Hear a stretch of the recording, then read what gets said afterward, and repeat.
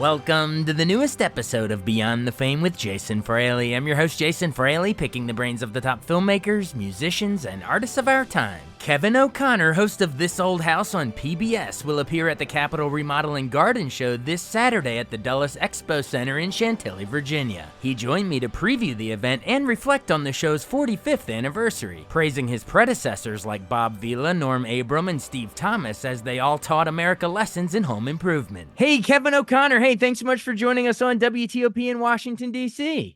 Happy to be here, Jason. Nice to meet you. You too. We're talking because you are coming to the Capitol Remodel and Garden Show in Chantilly, Virginia. It's going to be at the Dulles Expo Center there from February 23rd through the 25th. Now, is this your first time coming out to this particular event? Or, I mean, I'm sure you do sort of these like, shows around the country, but is this your first time at the Chantilly, Virginia one? It is not. I've been there before. It's been a couple years, so I'm looking forward to coming back. And you're right, I do these sort of all across the country, and have been for quite a while, but always enjoy coming down to Chantilly. And if people come out, what exactly if they've missed you previous times, what exactly is it? I mean, I assume these things are the different booths and things set up around the expo center there. But what exactly is your portion? Is it like a meet and greet? Or are you doing any sort of presentation? Yeah, so there's a celebrity stage. There's presentations going on all weekend. I'm going to be there on Saturday giving a presentation. On This Old House, we're pleased to be celebrating our 45th season. And I'm talking about two projects that we've got. One that is currently airing on PBS. We're going to be talking about a 1960s mid-century modern home that we renovated for a family with a nod towards accessibility because they have a young son who's got muscular dystrophy. So we'll talk about ways that anybody can make their house accessible, whether it's because of a disability or they want to age in place, or just make it more livable. I'll show some behind the scenes and some surprises that have not aired on the PBS yet. And I'll also be talking about our next project, which is down in New Jersey, an 1887 Victorian that we are renovating for a family so that they can have two generations of that family living in the same house. Oh, awesome! And where's the accessible renovated house? Where's it located? That's in Massachusetts, right in our backyard, where we typically do a project every year. All of our crew from This Old House is from Massachusetts, so we do one here, and then we often get on the road and we do one far from home. Ah, okay. So it's Massachusetts. I don't know why. I thought it was headquartered in like Stamford, Connecticut at one point in the beginning. We had a magazine. We have a magazine, and the magazine staff was in Stamford, Connecticut. But the television operation for the last 45 years has always been out of Massachusetts. Gotcha. And what anniversary? You said it at the top, but remind me, what year anniversary are we in now for the TV show version?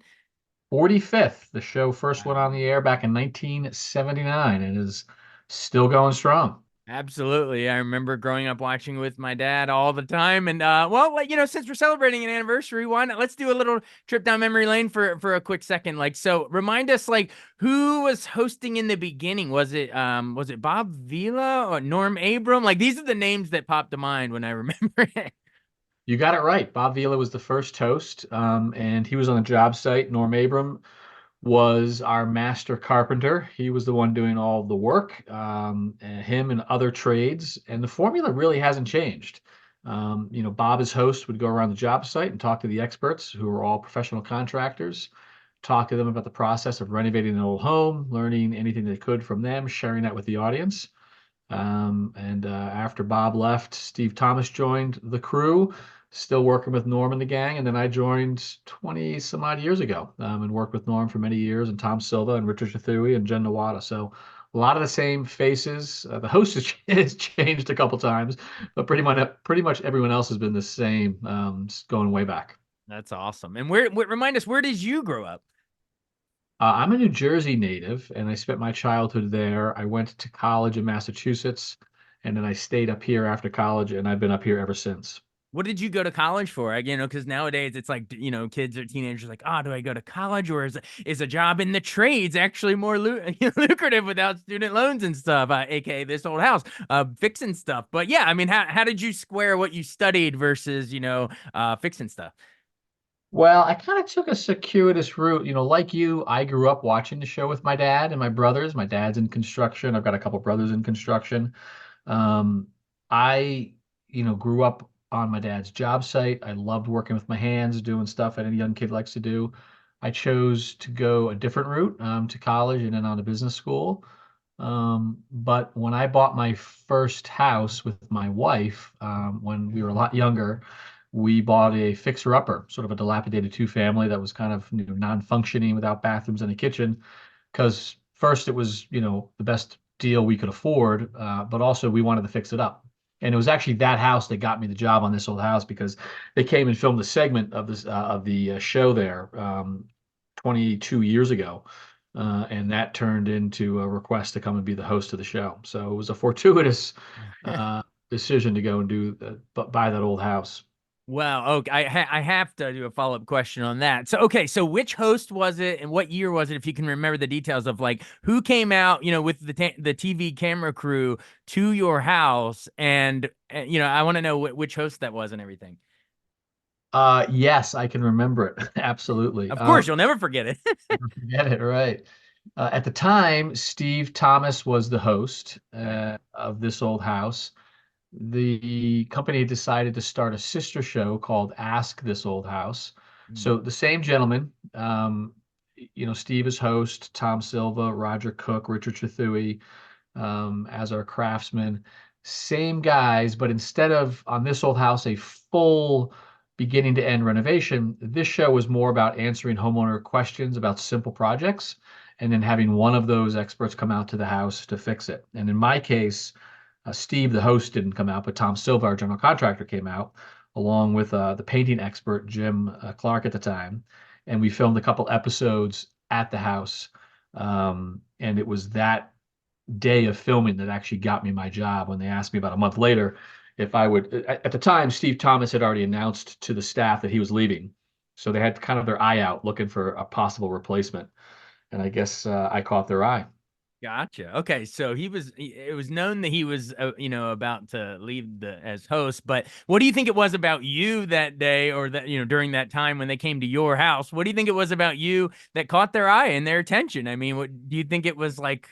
Did you have some sort of charisma, or was it like the know-how, the the fact that you knew what you were talking about as you were showing the house that you were renovating? Yeah, I think it was just the opposite of knowing what I was talking about. I didn't know what I was talking about. On our show, the host is sort of the proxy for the viewer. The host has never been a professional contractor, Okay. but always works alongside professional contractors. And in the very beginning, Bob Vila would be asking Norm, what do you plan to do about this rotted soffit? How are we going to hang these cabinets? After that, Steve Thomas did the same, asking Norm and Tom and Rich and those guys questions. So when Tommy came to my house and we were working on a little bit of a project, I think the producers and the guy who created the show originally and was directing and producing the show, his name was Russ Morash. He saw me kind of as a good proxy for the audience, a young person who decided that they wanted to do a little bit of work themselves. So they were intrepid enough to take on a house renovation, but quickly realized they could use the assistance of an expert and was sort of willing to say, hey, I'm not quite sure what's going on here. Can you show me how to do it? And then when they show you how to do it, take it from there and try your hand at it. And that's exactly what I was doing next to Tommy. And that's exactly what the job of the host is to do, not to be the expert, but to ask the questions. If the audience had an opportunity to ask Tommy what he was up to or how to do something, to ask the questions on the audience behalf. And I was full of questions that day. Didn't want him to leave because I had a lot more to do than the two little projects they helped me with. But my guess is that that's what they saw. They saw a young, intrepid, not so skilled homeowner who could be a pretty good proxy for the audience. That's a fascinating dichotomy that you said, that you didn't know all that much. So yeah, to remind our listeners, if there's some because obviously there's some, Mr. Fix-Its and Mrs. Fix-Its and people that, pride themselves on being handymen and handy women that listen to this, but reach through the radio now and inspire some folks that maybe are hesitant or don't think they're handy enough, that maybe you started the same way, and sometimes it's just about being inquisitive and wanting to learn, right? Yeah, I think it's mostly being willing to try. There's very few things around the house and projects that you can really get into trouble with. You certainly can screw them up. but it's unlikely that a wall is going to fall down or a roof is going to collapse. Generally, we tell people to stay out of the electrical service panel, leave the plumbing to a professional. But when it comes to the carpentry stuff, the scraping, the painting, the taking down or putting up of drywall, even hanging windows or residing a house, generally speaking, people can take that stuff on if they've got the fortitude. And if they can't, they can always call in a professional halfway through the project if it turns out there's too much to them. So we constantly encourage folks to give it a try, to realize that you can probably do more than you expect. The instruction and the tools and the materials are out there. And we don't think there is any shame in trying. In fact, we think there's quite a bit of honor and pride in working with your hands. And if you end up failing, don't worry about it. We got an expert you can call that can come in behind you and clean up your mess. I love it. Do you have a personal favorite episode or a project, from an episode that you're particularly proud of going in, maybe, you weren't sure how it would turn out, but by the end of this whole house episode, you were like, wow, we really did a number on that. I've seen some pretty amazing transformations, homes that should have been scraped to the ground that we ended up saving, some that came down. I've been involved with some very inspiring ones when we helped bring back some abandoned houses in the beautiful downtown Detroit area that was effectively emptied out or rebuilt after the Paradise wildfires or Hurricane Katrina down the Jersey Shore. So there's been a lot of emotional highs for me and the projects that we do. If I had to pin my finger on one favorite season or one favorite project, it was my second year. It was a Carlisle farmhouse that we renovated. And unlike every other project we've ever done, which is always for a homeowner, where we're doing their bidding and using their money, this particular season, we purchased this farmstead and spent the entire season working on it so that we could fix it up and then turn it over and auction off the house for charity. And a couple good things happened as a result of that. First, we got to do whatever we want, so we were sort of unbound, and that really raised it to a whole new level. We had that sort of emotional high at the end when we allowed people to come visit it, and we had tens of thousands of people sort of walk through and see the finished project. And then we obviously were able to sell it off and raise some money for charity. It happened to be, my second season when I was getting my sea legs underneath me. My first child was born, so it was an emotional high for me. And I just have very, very fond memories of all that we did on that house. So to this day, it sort of still holds the high bar.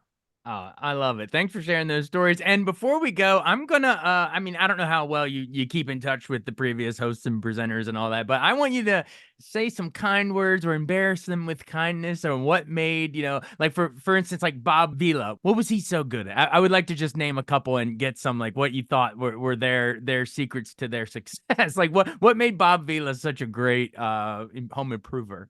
Two things. He was the first. You never forget the first guy who climbs Mount Everest. So back in 1979, this type of show never existed. There were very few shows sort of being shot outside.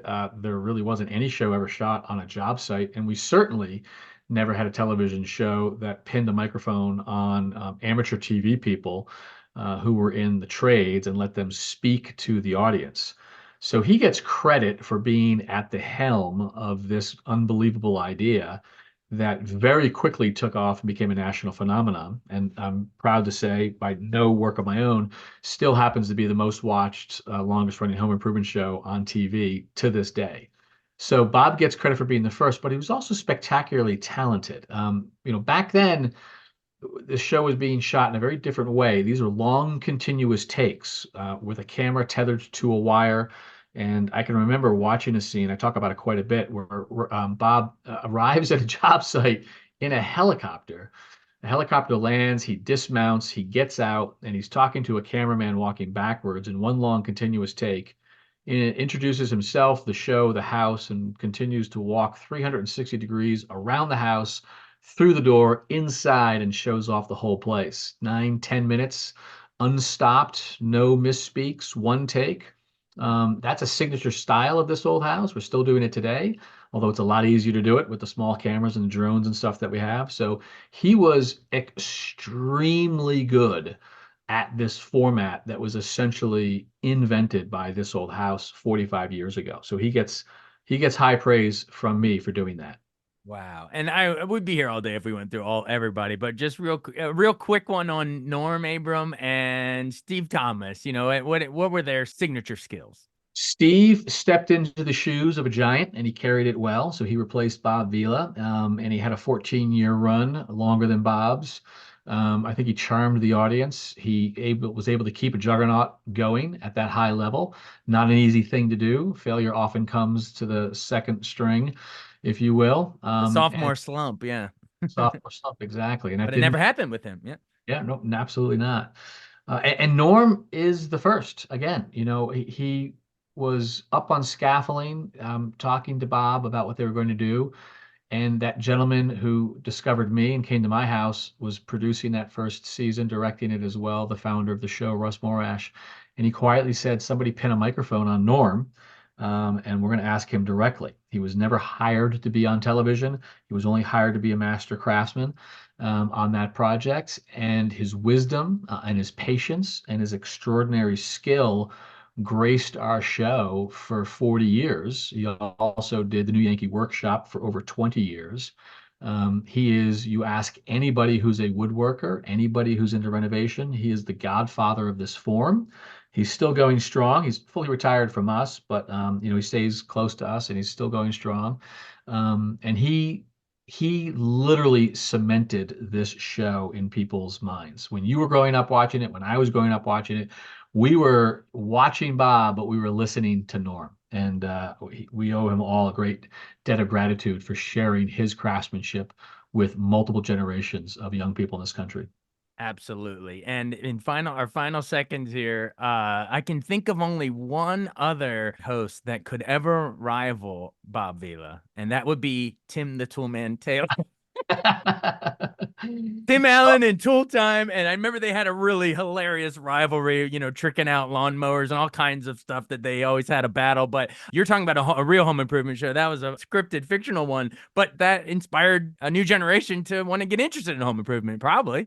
Imitation is the highest form of flattery, and they made no bones trying to hide the fact that they were completely imitating Bob and Norm. Those were the two characters, down to the red flannel expert talking to the not so knowing host, and having good fun with it. And it was an iconic picture that I've got somewhere in my file somewhere of Bob Vila standing next to Tim Allen and Richard Carney, I believe is the name. Richard Karn, yeah, as Al Borland. Richard Karn, thank you. Forgive me if I got that wrong. And it just speaks to the fact that that was a parody of This Old House. And I think there's a lot of truth to, as I said, that imitation is the highest form of flattery. So it was it was and is very flattering that they actually made a spoof of us. Yes, I don't think so, Kevin. Every now, are you ever tempted when you finish a project to oh. It's occurred more than once. Tim was very nice. We did we did a retirement video for Norm, and we had a bunch of people speak about it. And Tim Allen was very kind to get on and say some nice words about Norm and be part of that farewell to him, because he was very open and clear about the fact of what they were doing. That's great. Oh, we'll never forget it. But hey, thank you so much for joining us. And again, everyone, it's the Capitol Remodeling Garden Show at the Dulles Expo Center in Chantilly, Virginia. It's going to be February 23rd through the 25th. So that's Friday, Saturday, and Sunday. Thank you so much for doing this, Kevin O'Connor. Jason, I very much appreciate it, and I hope to see people there. I'll be there on Saturday. I'll be shaking hands, taking pictures, and I got a couple great presentations, and it was very nice talking with you. Thanks so much for listening to Beyond the Fame with Jason Fraley. Our theme music is Scott Buckley's Clarion. Remember to give us a 5-star rating if you like what you hear. We'll see you next time.